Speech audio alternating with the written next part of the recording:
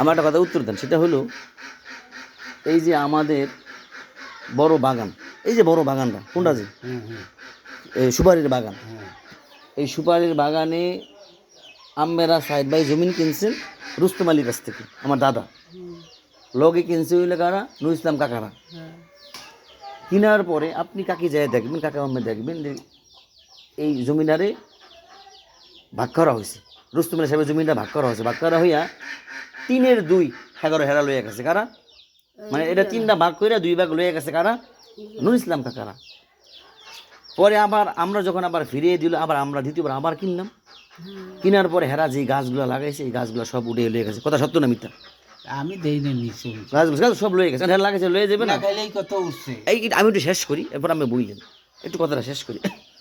পরে ওই ফ্লোরটা দেওয়া হয়েছে আমার বাবারে, আমাদের শুধু একটা লাইন ছিল, মানে একটা সিরিয়াল ছিল আগের সুপারি গাছ, আর পরের যেই মানে একটা লাইন, বাকি 4 লাইন যে আমরা করছি এটা আমরা নিজেরা গাছ লাগাইয়া লাইন করছি। কিন্তু প্রশ্ন রইল আমার দাদার বাগের যে প্লট সেটা তো সুপারি গাছ ছিলই নাকি, তাহলে কাকে আমি কি করছি, ওই যে খালি মাঠের আমি বাগান করছি।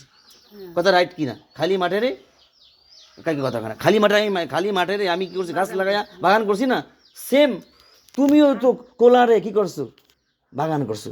তাহলে তুমি আমার যদি খালি মাঠে আমি বাগান করলো সেটা যদি 4 ভাগ সমান হয়, তাহলে তুমি যে ওইটা কোনটা তোমার বাড়ি, এটা খালি মাঠে তুমি কি করছো, বাগান করছো, সেটা মতো তো আমি পাই।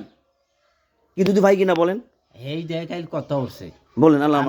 আমি কালকে বলছি কয় হে বাগান করছে নালে হে দিবে, আমি বলি ওরা এটা জমি কিনে বাগান করছে, ওরাও এটা খালি ছিল। হ্যাঁ কালকে এই ভেরি রাত জি আমি বললাম যে অগ এটা খালি আছে, ওরাও এটা বাগান করছে, বাগান করছি। হ্যাঁ আর এই ওই বাগান তুইও বাগান করছস, তাহলে সেটা আমি কেন ভাগ পাবো না? বাগান না বাগান করছে, আমি বলছি যে ঠিক আছে বাগান করছে, এখন ওর একটু বাগান ওই সারিয়া তো একটু সারিয়া দিয়া ওই হে দেখাও কয় হে নাল খাইবে আমরা বাগান